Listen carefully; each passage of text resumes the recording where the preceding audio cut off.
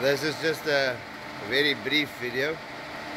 It's the finished cut on a M64 thread, 1 meters 430 long. The roughing out part is the quick part.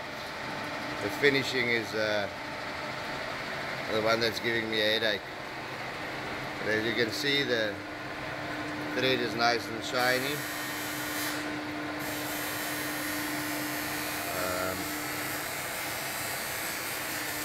Done on a 1973 Dean Smith and Grace 1709.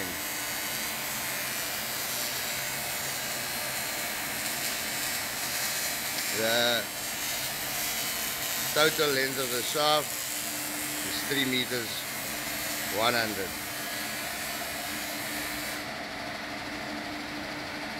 I better get back to station. Not that I'll be running into the chuck very fast. No, well, that's it. Done with the full form insert. It cost about 350 Rand a piece.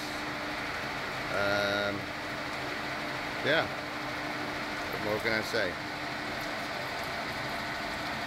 Homemade threading box. I bought the lathe unknowing without a threading box. Cheers.